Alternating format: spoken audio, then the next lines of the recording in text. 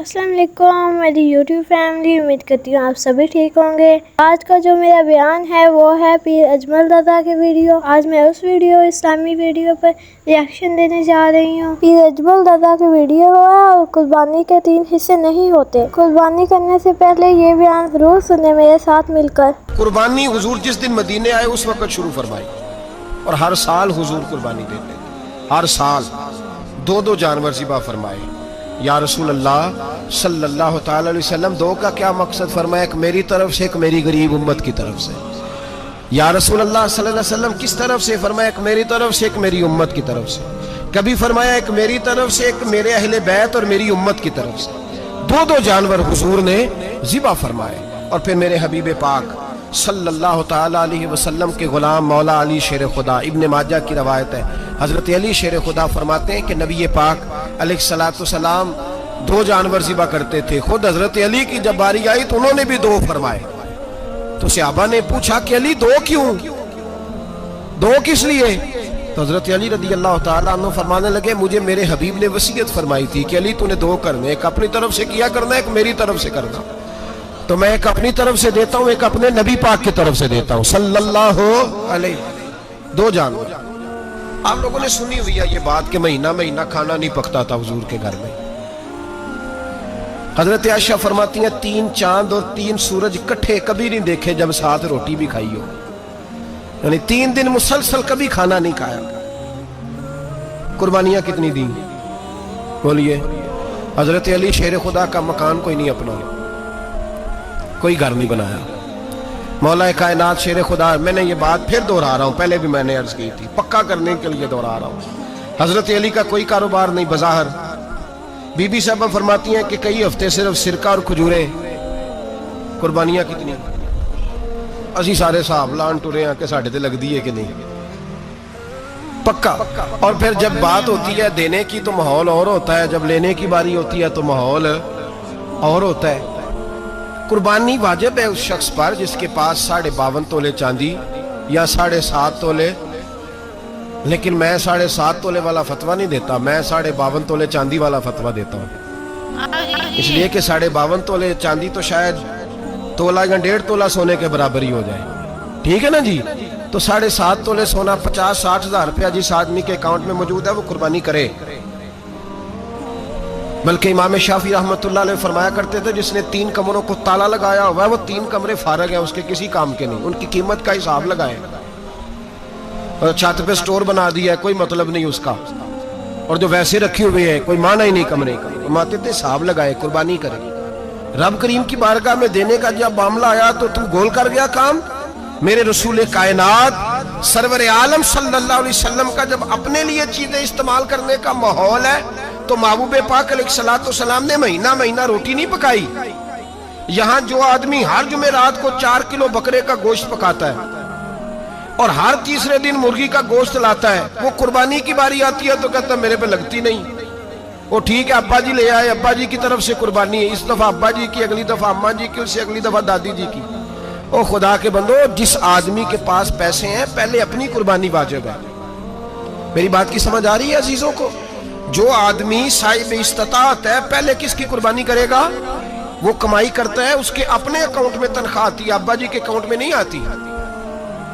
اس نے اپنا bank balance چوری بھی رکھا ہوا ابا جی سے۔ پہلے اپنی قربانی کرے، اگر اس کو شوق ہے، دل کرتا ہے تو ایک اور خریدے، پھر ابا جی کی طرف سے کرے۔ اگر اللہ نے توفیق دیا تو ایک اور خریدے، اماں جی کی طرف سے کرے۔ اور اگر اس کے دل کو اللہ ٹھنڈک عطا کرے، سکون کرے، تو پھر اپنے رسول کی طرف سے بھی قربانی دے، پھر اپنے محبوب کی جانب سے بھی قربانی کرے۔ نبی پاک صلی اللہ تعالی علیہ وسلم نے ہر سال 2 قربانیاں دی، 10 سال، کل کتنی ہوگی 10 سالوں میں؟ بولیے۔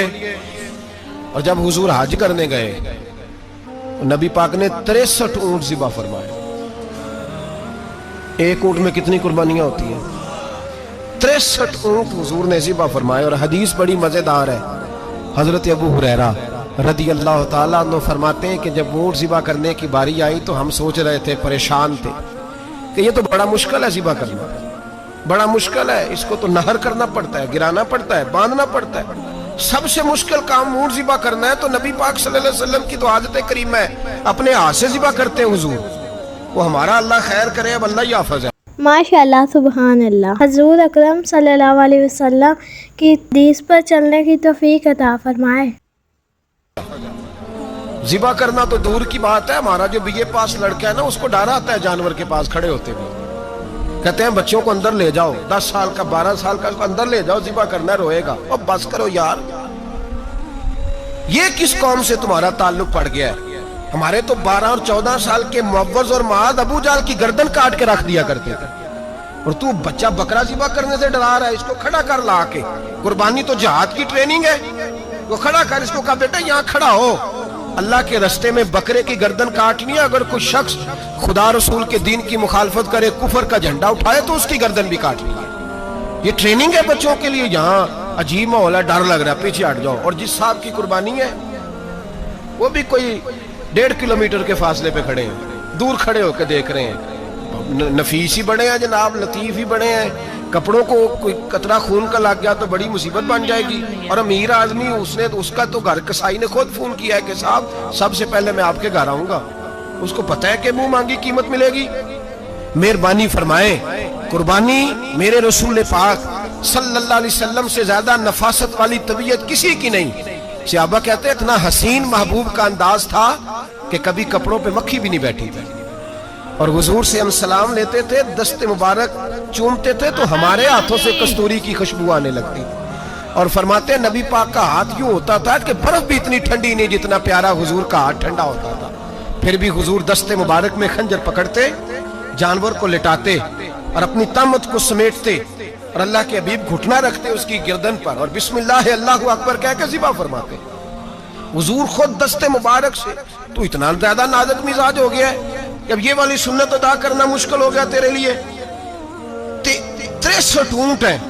اور صحابہ کرام علیہم رضوان فرماتے ہیں کہ حال یہ ہے ہم سوچ رہے ہیں کیسے ذبح کریں گے، کیا کریں گے، کیسے گرائیں گے.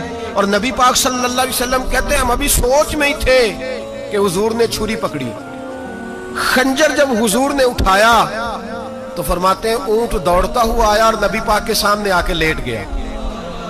فرماتے ہیں اللہ کے رسول نے بسم اللہ اللہ اکبر کہہ کے ذبح کیا. اس نے ٹانگ بھی کوئی نہیں ہلائی، پیر بھی کوئی نہیں ہلایا.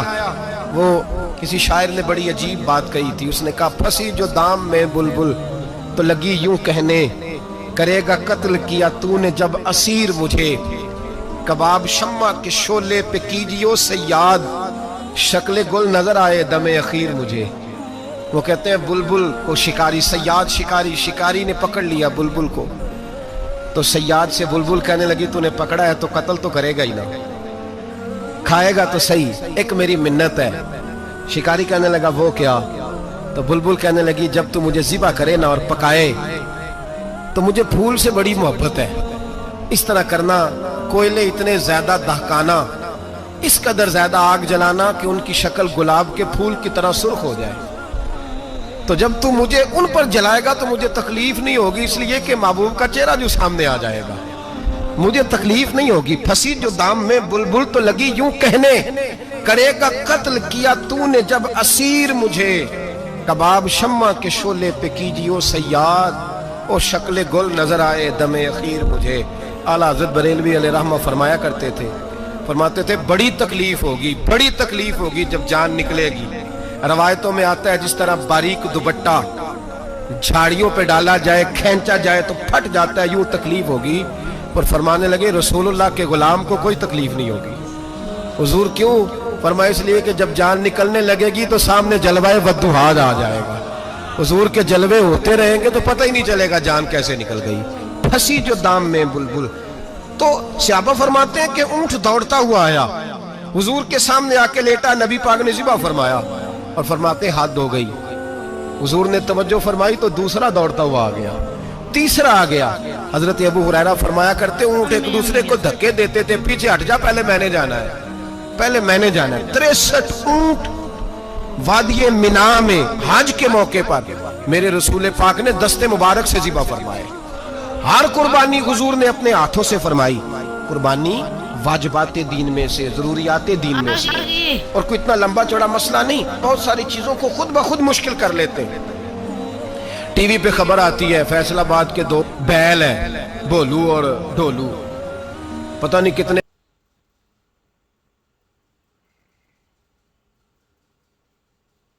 من ان کا وزن ہے. ان سے پوچھا جا رہا ہے کہ بھولو ڈھولو کھاتے کیا ہیں؟ تو کہتے ہیں بادام کھاتے ہیں، مکھن کھاتے ہیں. یہ جناب پتہ نہیں ان کو دودھ کتنے کلو روز پیتے ہیں، اور بھولو ڈھولو بیچارے سے خود نہیں چلا جا رہا، لگ ایسے رہ جیسے وہ خود کہہ رہے ہیں مہربانی کرو ہمیں ذبح کر لو. اب تو اٹھا بیٹھا بھی نہیں جا رہا. او خدا کے بندو، دین کی اصل حقیقت کو سمجھو. یہ تو حضور نے فرمایا خوبصورت جانور لاؤ، یہ کس حدیث میں آیا ہے کہ اسے بادام کھلاؤ؟ آج لوگ انسانوں کو روٹی نہیں مل رہی اور جانوروں کو بادام کھلا رہے ہو. کو کھانے اس کے حصے میں جو اللہ نے شے رکھی ہے نا وہ چارہ ہے، اس کو چارہ کھلاؤ اور اچھے طریقے سے پیٹ بھر کے کھلاؤ. جانور کو پیٹ بھر کے چارہ کھلایا جائے تو جتنی اس کی طبیعت ہوتی ہے اس حساب سے وہ صحت مند ہو جاتا ہے. باقی یہ تو آپ کسی شخص کو اتنا کھلا دیں کہ اس کا پیٹ اتنا بڑا ہو جائے، پھول جائے، تو وہ بیچارہ تکلیف میں آئے گا کہ نہیں آئے گا؟ یہ کس قسم کا ماحول ہے؟ ایک بکرا بکا ہے لاہور میں اور سیٹھوں نے شرطیں لگائی ہوئی ہیں، میں 5 لاکھ کا لایا ہوں تو میں 9 لاکھ کا. یہ کیا چکر ہوا؟ مجھے اتنا کھلایا جی اس کو فلاں چیز. یہ کس نے کہا ہے کھلانے کا؟ بادام کھانا کس حدیث میں آیا؟ کس صحابی نے اپنے بکرے کو بادام کھلائے؟ کس نے مکھن کھلایا؟ کس نے پیڑے کھلائے؟ بس کرو، عجیب تماشا لگ گیا ہے. اور یہاں تو اتنی بری حالت ہو گئی ہے کہ عورتیں ناچنے لگی ہیں قربانی کے جانوروں کے آگے، بیبیاں بیچنے لگی ہیں. اللہ کے غضب کو آواز نہ دو. یہ قربانی ہے کہ ہر چیز کا، مذہب کی ہر شے کا مذاق بنا دیا ہے. جس دین نے عورت کی اپنی قربانی بھی ہو تو اس کو ذبح کرنے کی اجازت نہیں دی، مرد ذبح کرے گا. جو دین کہتا ہے کہ عورت ذبح نہیں کرے گی، وہ عورت بیچ سکتی ہے اللہ کے جانور؟ یہاں جس کا میں نے رمضان میں بھی کہا تھا، پھر بات دہراتا ہوں، سارا سال ناچتے گاتے ہیں اور عید کا موقع آتا ہے تو 2-4 مولوی بٹھا کے وہ دین سکھانا شروع کر دیتے ہیں. کوئی پتہ ہی نہیں، کوئی خبر ہی نہیں. جس بوتل میں کل تک شراب بک رہی تھی اسی میں دودھ پلاؤ گے؟ جس برتن میں کل تک پیشاب تھا اس میں آج لوگوں کو شہد پلاؤ گے؟ بس کرو، یہ مذاق نہیں، یہ رسول اللہ کا دین ہے.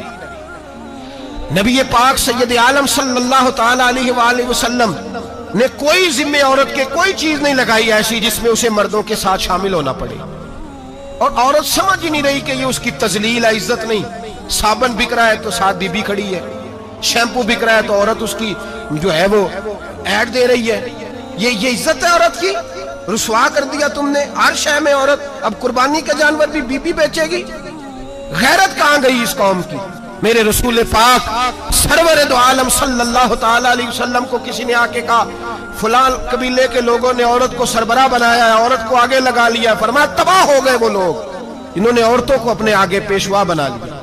جس رب نے عورت کو نبوت نہیں دی، امامت کرنے کا حق نہیں دیا، کس چکر میں لوگ پڑ گئے؟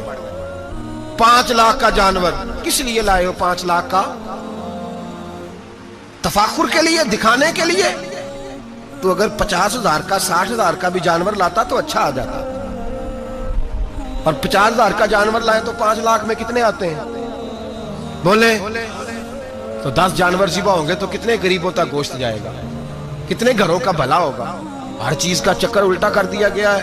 اور یہ صرف حج کے لیے ہوتی تو میرے رسول پاک ہر سال قربانی نہ کرتے، اور میرے نبی پاک قربانی دینے کا حکم. ایک اور بات بڑی لوگ پوچھنے لگے، کہتے جی گائے کی ہوتی ہے، بھینس کی بھی ہوتی ہے کہ نہیں؟ چلو جی اب نئی بات نکل آئی. حدیث پاک میں لفظ آیا اونٹ کا، نبی پاک نے فرمایا بکرا 1 سال کا، گائے 2 سال کی، اونٹ 5 سال کا. حدیث میں لفظ آ گیا اونٹ کا. اب کو بندہ کہے پہلے بتائیں نر کا کہ مادہ کا، تو میں کدھر سے آپ کو حدیث نکال کے دوں جس میں نر بھی اور مادہ علیحدہ علیحدہ ہو؟ حدیث پاک میں ذکر آ گیا دمبے کا، مینڈے کا. اب باقی جو سارے جاگ رہے ہیں نا، اب غور فرمائیں، باقی ایک بکرا ہے، ایک چھترا ہے، ایک دمبا ہے، ایک دیسی بکرا ہے، ایک پہاڑی بکرا ہے، تو علیحدہ علیحدہ لفظ کہاں سے نکال کے دیے جائیں؟ یہ ساری انواع ہیں، اقسام ہیں، نوع ہیں. اسی طرح بھینس بھی گائے کی ایک قسم ہے. امام اعظم ابو حنیفہ فرماتے ہیں النوع منہ، یہ اس کی ایک قسم ہے، نوع میں سے ہے، گائے کی نوع میں سے. آپ عام لفظ بولتے ہیں تو کہتے ہیں بکرا چھترا گائے بھینس، عام لفظ ہے نا. تو جب گائے کہہ دیا تو اب کو بندہ کہے گائے آیا تو پہلے بتائیں گائے تو ہے تو اس میں بیل شامل ہے کہ نہیں؟ تو گائے کی جتنی قسمیں ہیں نا ہمارے محدثین بھینس کو گائے میں شامل. ماشاءاللہ سبحان اللہ. ہمیں بھی اس بیان پر عمل کرنا چاہیے اور قربانی کرنی چاہیے. بھینس گائے کی ایک قسم ہے. تو نبی پاک صلی اللہ علیہ وسلم نے جب گائے کا لفظ استعمال کیا تو بھینس اس کے اندر آ گئی. تو اگر گائے کی قربانی جائز ہے تو بھینس کی قربانی بھی جائز ہے. اگر بیل کی قربانی جائز ہے تو کٹے کی قربانی بھی 100% جائز ہے. اس کے اندر 7 حصے ڈالے جائیں گے, اسے قربان کیا جائے گا, یہ جائز ہے. اگر آپ صریح لفظ نکال کے دکھانے کو کہیں گے تو پھر تو بڑی چیزوں میں لوگ الجھ جائیں گے. پھر کیسے نکالا جائے گا خسی کی جائز ہے کہ نہیں, جو خسی نہیں اس کی جائز ہے کہ نہیں, فلاں کی. تو ان تفصیلات, ہاں بہت ساری چیزوں کی تفصیلات حدیث میں ہیں لیکن ساری چیزوں کی موجود نہیں. اس لیے میرے عزیز یاد رکھیں, بھینس کی قربانی بھی ہوگی, گائے کی بھی ہوگی, بیل کی بھی ہوگی, کٹے کی بھی ہوگی. جن کی نہیں ان کی نہیں. ہم نے کبھی کہا ہرن کی قربانی بھی ہوگی یا مرغی کی قربانی بھی ہوگی. تو حدیث مبارکہ کے اندر جو چیزیں موجود ہیں ان کی جتنی اقسام ہیں ان سب کی قربانی کرنا جائز ہے. اور میرے نبی پاک صلی اللہ علیہ وسلم نے فرمایا جانور خوبصورت ہو, لنگڑا نہ ہو, کانا نہ ہو, زخمی نہ ہو, خوبصورت جانور لاؤ, اس کو لا کے ذبح کرو. لوگ کہتے ہیں چلو اتنے پیسے اللہ کے راستے میں دے دیں تو یہ کافی نہیں کافی. مسلم شریف میں, بخاری شریف میں میرے نبی پاک سید عالم صلی اللہ تعالی علیہ وسلم نے فرمایا 10 ذی الحج کو اللہ کی نظر میں ابن آدم کا سب سے پسندیدہ عمل. لیکن نا 10 ذی الحج کو, کل 10 ذی الحج ہے تو بڑے کام ہوں گے. فجر کی نماز بھی ہوگی, تکبیرات تشریق بھی پڑھی جائیں گی.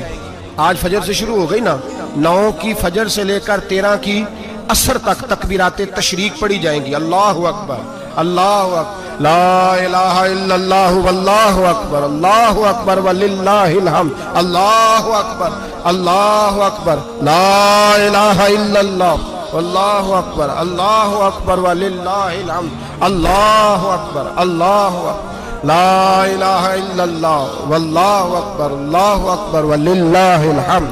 کوشش کریں جب بھی پڑھیں 3 بار پڑھیں. تکبیرات تشریق بھی پڑھی جائیں گی. فجر کی نماز بھی کل ہوگی, عید کی نماز بھی ہوگی, لوگ اور بھی کوئی ذکر اذکار کریں گے. لیکن میرے نبی پاک صلی اللہ علیہ وسلم نے فرمایا 10 ذی الحج کو اللہ کو اپنے بندے کا جو کام سب سے زیادہ پسند ہے وہ یہ ہے کہ وہ اللہ کے راستے میں جانور کا خون بہائے. حالانکہ نمازیں بھی ہیں, اذکار بھی ہیں, تکبیرات بھی ہیں, سارا کچھ, پر اللہ کو سب سے زیادہ کیا پسند ہے؟ جانور کو قربان کرنا. یہ اللہ کو بڑے خوبصورت لفظ نبی پاک علیہ السلام نے فرمایا قربانی کا جانور قیامت کے دن اپنے سینگوں اور کھروں سمیت آئے گا, اور جس نے قربانی کی ہوگی اس کی بخشش کروا کے اسے جنت میں لے کر جائے گا. تو فرمایا ابن آدم کا سب سے پسندیدہ عمل یہ, سب سے پسندیدہ, کہ وہ 10 ذی الحج کو قربانی کریں, کوشش کریں خود ذبح کریں اپنا جانور. یہ حضور کی سنت ہے. یہ نہ ہو سکے تو نبی پاک صلی اللہ علیہ وسلم نے اپنے ہاتھوں سے ذبح کرنے لگے حضرت فاطمہ کا جانور. تو فرمایا فاطمہ ادھر آ کے اس کے پاس کھڑی ہو جاؤ, میں تمہارا جانور ذبح کرنے لگا. اپنے جانور کے پاس کھڑے ہوں. میرے جو بھائی ذبح کرنے کا کام کرتے ہیں نا, قصاب ہم کہتے ہیں, سارے قصاب نہیں ہوتے, بہت سارے لوگ یہ سعادت حاصل کرتے ہیں اور بڑی نیکی کا کام کرتے ہیں. اللہ انہیں بڑی بہترین جزا عطا فرمائے گا, بڑا خیر کا کام کرتے ہیں. لیکن چونکہ رش ہوتا ہے ایسے لوگوں کے پاس, تھوڑی جلدی بھی ہوتی ہے. پہلی تو کوشش کریں تکبیر خود ڈالیں, یہ نہیں ہو سکتا تو قریب کھڑے ہوں. ہمارے ہاں ایک رواج یہ بھی ہے کہ 2 بندے ہاتھ رکھتے ہیں. ذبح وہ کر رہا ہوتا ہے تو جس کی قربانی ہوتی ہے اس کو کہتے ہیں تو بھی ساتھ ہاتھ رکھ, ہوتا ہے نا جی بہت ساری جگہوں.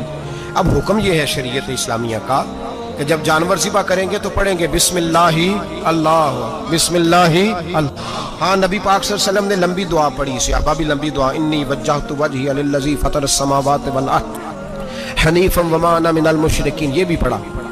اور پھر میرے رسول پاک صلی اللہ علیہ وسلم نے یہ بھی کہا کہ اللہ میری طرف سے قبول فرما, میری امت, میری اہل بیت کی طرف سے قبول فرما. صحابہ جب جانور ذبح کرنے لگتے پہلے یہ دعا پڑھتے, پھر کہتے اللہم تقبل منا کما تقبلت خلیل کا ابراہیم علیہ السلام وتقبلت حبیب کا محمد صلی اللہ علیہ وسلم, اے اللہ ہم سے بھی قبول فرما جیسے تو نے حضرت ابراہیم سے قبول فرمائی اور جیسے اپنے حبیب حضرت محمد صلی اللہ علیہ وسلم سے قبول. یہ ساری دعا پڑھیں. اور جب جانور ذبح کرنے لگے تو پھر پڑھیں بسم اللہ اللہ، بسم اللہ اللہ۔ اچھا 2 آدمیوں نے ہاتھ رکھا ہوا ہے، 2 آدمیوں۔ اب اگر ایک نے بھی نہ پڑھی بسم اللہ اللہ اکبر تو جانور حلال نہیں ہوگا، دونوں کو پڑھنا پڑے گا۔ یہ مسئلہ یاد رکھیں۔ ایک اور بات بھی بتانی ہے آپ کو، وہ بھی آپ نے یاد رکھنی ہے۔ ماشاءاللہ، سبحان اللہ، پیر اجمل رضا نے ہمیں سکھایا ہے کہ کس طرح ہمیں کرنی چاہیے۔ اللہ پاک ہم سب کو عمل کرنے کی توفیق عطا فرمائے۔ اگر آپ کو یہ ویڈیو اچھی لگی ہو تو لائک سبسکرائب کر دینا اور کمنٹ میں ماشاءاللہ ضرور لکھنا۔ قربانی کرنے سے پہلے یہ بیان ضرور سنیں۔